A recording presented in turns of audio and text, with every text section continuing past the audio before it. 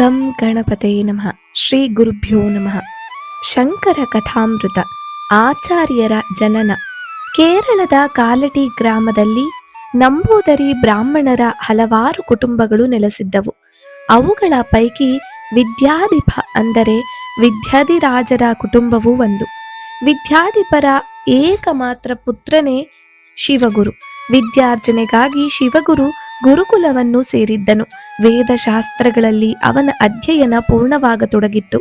ಬ್ರಹ್ಮಚರ್ಯಾಶ್ರಮವನ್ನು ಬಿಟ್ಟು ಗೃಹಸ್ಥಾಶ್ರಮವನ್ನು ಸೇರಬಹುದೆಂದು ಅನುಮತಿಯೂ ದೊರಕಿತ್ತು.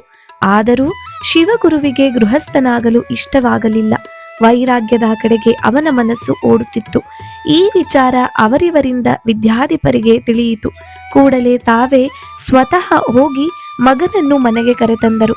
ಮಗನಿಗೆ ಬುದ್ಧಿವಾದ ಹೇಳಿ ಸಮೀಪದ ಗ್ರಾಮದಲ್ಲಿಯೇ ವಾಸವಾಗಿದ್ದ ಪಂಡಿತರೊಬ್ಬರ ಮಗಳಾದ ಆರ್ಯಾಂಬೆಯೊಡನೆ ಮಗನ ವಿವಾಹಕ್ಕೆ ಏರ್ಪಾಟು ಮಾಡಿದರು. ಶಿವಗುರು ತಂದೆಯ ಮಾತಿಗೆ ಎದುರಾಡಲಿಲ್ಲ. ಶುಭ ದಿನವೊಂದರಲ್ಲಿ ಶಿವಗುರು ಮತ್ತು ಆರ್ಯಾಂಬೆ ಪತಿ ಪತ್ನಿಯರಾಗಿ ಶೋಭಿಸಿದರು.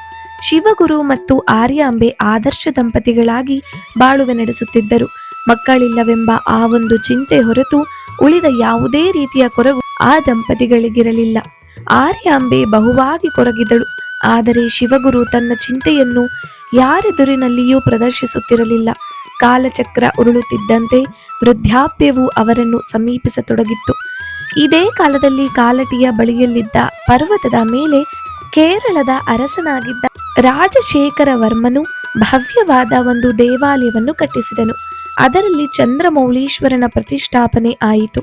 ಶಂಕರನ ಭಕ್ತರಾಗಿದ್ದ ಶಿವಗುರು ಆರ್ಯಾಂಬೆ ಆ ಚಂದ್ರಮೌಳೀಶ್ವರನನ್ನು ಭಕ್ತಿಯಿಂದ ಆರಾಧಿಸತೊಡಗಿದರು.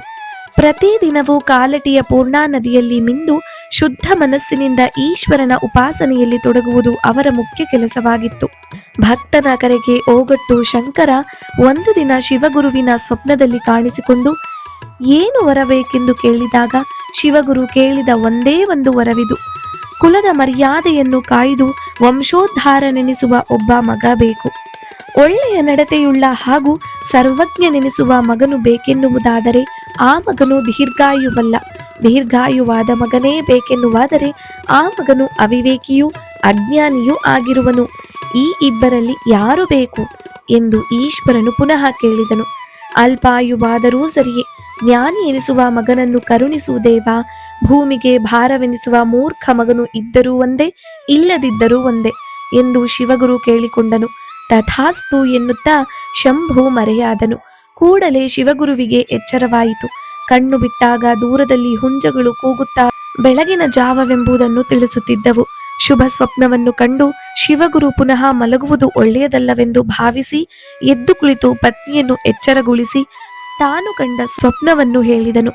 ಮಗನು ಹುಟ್ಟುವನೆಂಬ ಸಂತೋಷ ಆರ್ಯಾಂಬೆಗೆ ಉಕ್ಕಿ ಬಂದರೂ ಆ ಮಗ ಅಲ್ಪಾಯುವೆಂಬ ವಿಚಾರವನ್ನು ಕೇಳಿದಾಗ ಆಕೆಯ ಹೆಂಗರಳು ನೊಂದಿತು.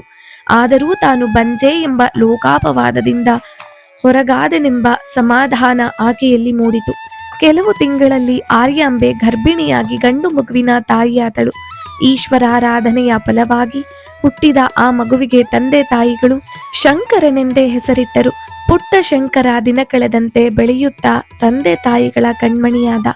ಈ ಪುಟ್ಟ ಶಂಕರನೇ ಮುಂದೆ ಜಗದ್ವಿಖ್ಯಾತರಾದ ಶಂಕರಾಚಾರ್ಯರಾದದ್ದು. ಶಂಕರರ ಪ್ರೌಢಿಮೆ ಬಾಲ್ಯದಲ್ಲಿಯೇ ಗೋಚರವಾಗತೊಡಗಿತು. 3 ವರ್ಷಗಳು ತುಂಬುವ ವೇಳೆಗೆ ಪುಟ್ಟ ಶಂಕರ ಮಾತೃಭಾಷೆಯಾದ ಮಲಯಾಳದಲ್ಲಿ ಲೀಲಾಜಾಲವಾಗಿ ಮಾತನಾಡುತ್ತಿದ್ದ.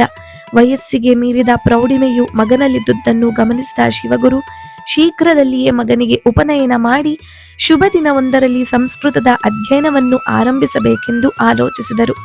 ಆದರೆ ಈ ಭಾಗ್ಯ ಶಿವಗುರುವಿಗಿರಲಿಲ್ಲ. ಶಂಕರನ ಉಪನಯನದ ಏರ್ಪಾಡು ಮಾಡುವುದರೊಳಗೆ ಶಿವಗುರು ಮೃತ್ಯುವಿನ ಕರೆಗೆ ಓಗೊಟ್ಟು ಹೊರಡಬೇಕಾಯಿತು. ಪತಿ ವಿಯೋಗದ ದುಃಖ ಅಧಿಕವಾಗಿದ್ದರೂ ಆರ್ಯಾಂಬೆ ಅದನ್ನು ಬದಿಗಿಟ್ಟು ಪತಿಯ ಕಡೆಗಾಲದ ಇಚ್ಛೆಯನ್ನು ಪೂರೈಸಬೇಕೆಂದು ತೀರ್ಮಾನಿಸಿಕೊಂಡಳು. ಬಂಧುಗಳ ನೆರವಿನಿಂದ ಶಂಕರನ 5ನೆಯ ವಯಸ್ಸಿನಲ್ಲಿಯೇ ಅವನ ಉಪನಯನವನ್ನು ಮಾಡಿಸಿದಳು.